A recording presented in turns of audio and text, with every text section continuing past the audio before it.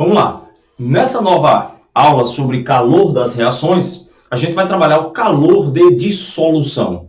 E o próprio nome, né, dissolver, dispersar, já dá uma ideia da gente do que a gente vai calcular. Então, o calor de dissolução vai ser aquela energia envolvida, e isso é bastante interessante, né? Ou seja, eu não posso afirmar que meu sistema de dissolução é endotérmico ou exotérmico, eu posso ter os dois. A gente vai discutir daqui a pouquinho por que isso ocorre, mas é muito interessante essa variação de característica. Você já deve ter ouvido falar, ou visto, né? Não sei, em alguns sites, né, chamadas bolsas de água fria, bolsas de água quente instantânea.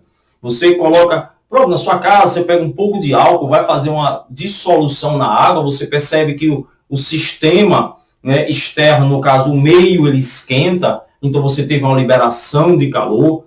Então, é bem interessante essas dissoluções, porque a depender do soluto, você pode ter características totalmente antagônicas. Ou seja, você pode ter dissoluções extremamente endotérmicas e dissoluções extremamente exotérmicas. Certo? Então, toda essa energia envolvida, né, absorvida ou liberada na dissolução de, aí vem aquela história do padrão, né? 1 mol do meu soluto, de maneira simples, essa é a minha definição, eu vou chamar de calor de dissolução. Professor, por que você falou de maneira simples? É porque a gente tem que entender, quando você coloca 1 mol de soluto e você vai adicionando água, a água ela vai ter um papel importantíssimo, lógico, no processo de dissolução.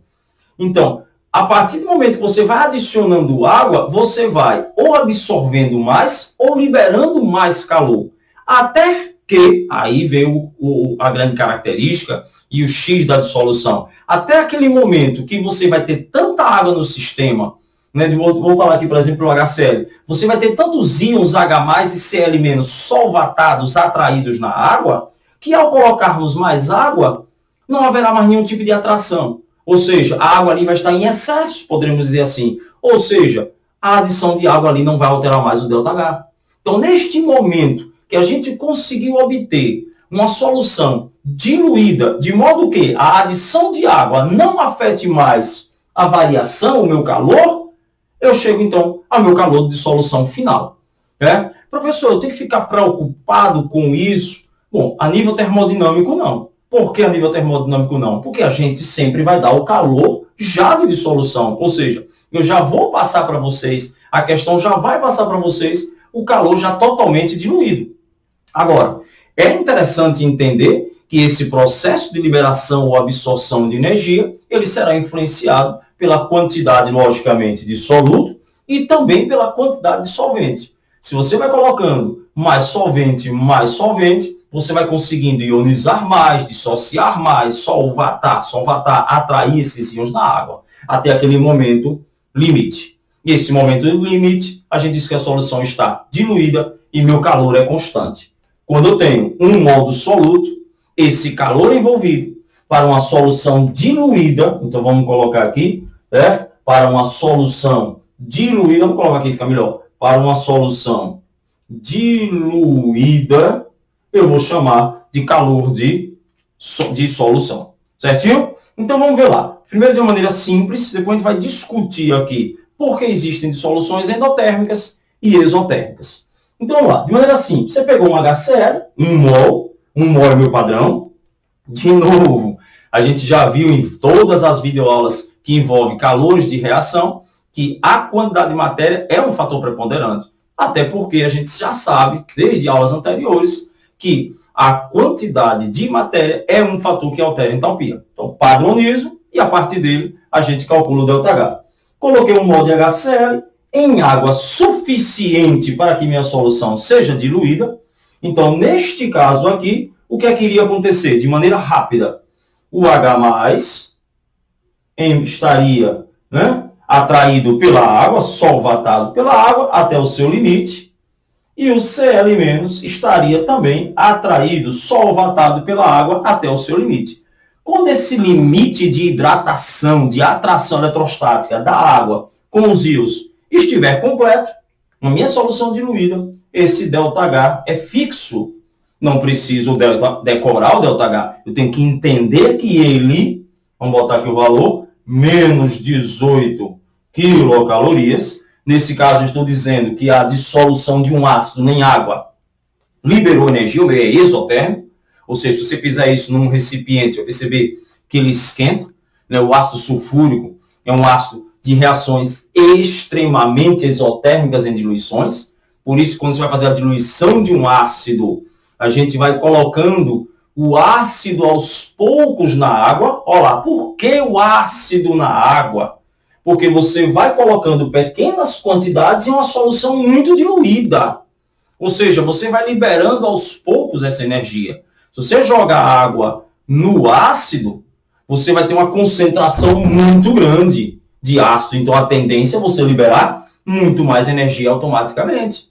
Então, sempre, já foi questão do vestibular, interessantíssimo, em diluições, sempre em dissoluções, diluições, você colocar o ácido na água. Por ser um processo exotérmico, você vai colocando quantidades pequenas, liberando menor quantidade de calor. Você colocando a água no ácido, você está automaticamente, claro que não todo, porque a quantidade de água também influencia, mas você está automaticamente ionizando, dissolvendo muito mais. Dissolvendo muito mais, você libera rapidamente essa energia. Libera mais rápido. O total liberado, logicamente, se a quantidade é a mesma, é igual para qualquer uma dissolução. Ácido na água, água no ácido. Mas vamos lá, para não fugir muito do nosso raciocínio. Esse ΔH aqui, envolvido na dissolução, né? Nesse caso, uma ionização do HCl em meio aquoso, logicamente, é conhecido, então, como ΔH de dissolução.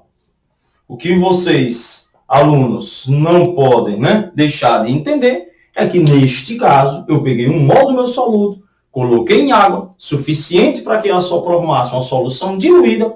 Neste momento, eu tenho meu ΔH de dissolução.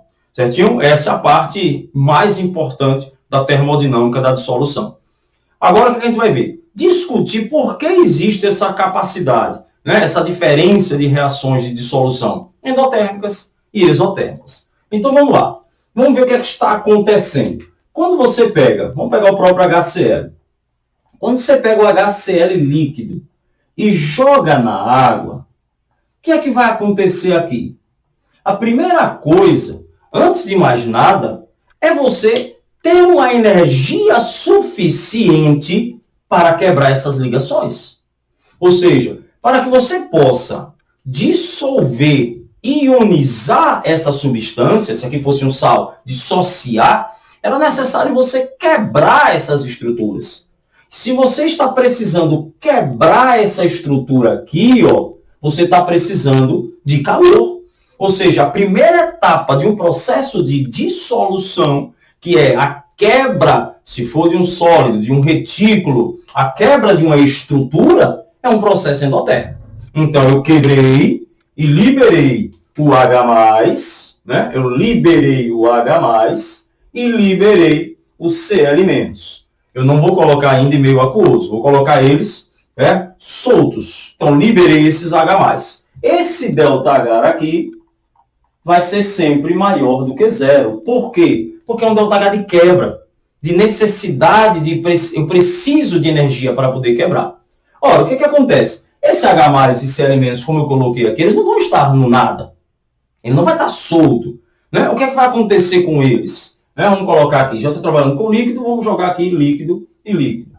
O que vai acontecer aqui agora? Ele vai ser atraído pela água. Então, quando você tem um processo de quebra, você teve um processo de endotérmico. Eu agora estou unindo.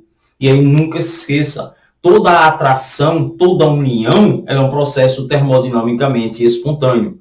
Quanto ao calor, quanto à entalpia. Então, no meu segundo processo, o que vai acontecer?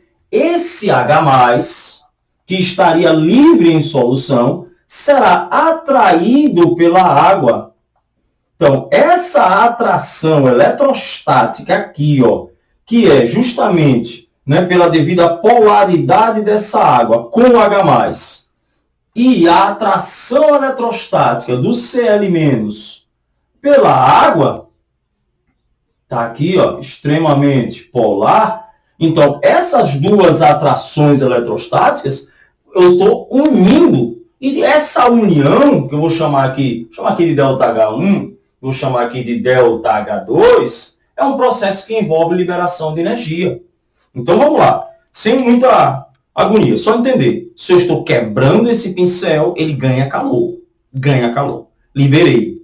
Essas partículas, esses íons, eles vão ser atraídos pela água. Essa atração é uma união. Essa união é um processo de liberação de energia. Pronto, tá aí. Primeiro passo, endotérmico. Segundo passo, sempre exotérmico. Então, meu ΔH de dissolução é justamente o somatório dessas duas energias, para quebrar e para solvatar.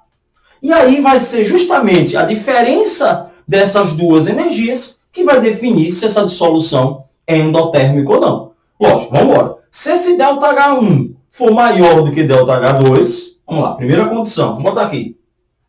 Se ΔH1, ou seja, para quebrar, eu preciso mais do que eu libero, eu vou ter um ΔH de dissolução maior do que zero, certo? Já se o ΔH1, ou seja, para quebrar, eu preciso menos do que eu libero no 2, meu ΔH de dissolução, ele será menor do que zero. Então, quem vai definir, pessoal, se minha dissolução é endotérmica ou exotérmica, seria o saldo energético entre a quebra da minha estrutura, endo, e a atração eletrostática desses íons liberados ou formados na estrutura pela água, que é um processo exotérmico.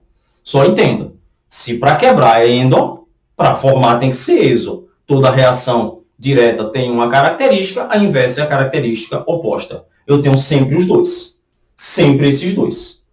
E aí você entende agora que vai chegar um limite, né, desses íons serem solvatados. Quando esse limite ocorrer, nesse caso só por curiosidade, para cada íon de Cl menos 4 mols de água, só por curiosidade, se você sair colocando mais mols de água, não vai solvatar. Então essa energia não muda mais.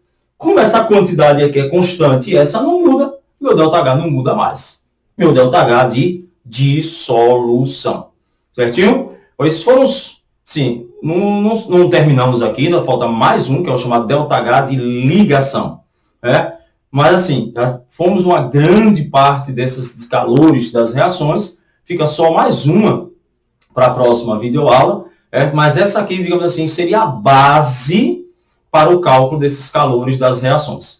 É impossível a gente sair num curso, em qualquer um, falando de todos os calores de reações. Vocês também têm que fazer uma análise. A partir desse momento que você já sabe que um mol é o padrão, então se cai no vestibular. Qual é meu ΔH de fusão padrão? Opa, meu ΔH de padrão de fusão? Um mol de uma substância sólida, formando um mol de líquida. Qual é meu calor de reação, ou calor de ebulição? Por exemplo, ora, o calor de ebulição, se for padrão, um mol de uma substância líquida, um mol de uma substância gasosa. Qualquer calor, independente se você está formando uma reação ou uma transformação física, sempre um mol, pessoal. Sempre um mol. As outras variáveis vai depender, logicamente, de cada tipo de reação que você está trabalhando. Ok? Um grande abraço e, nesse caso, até a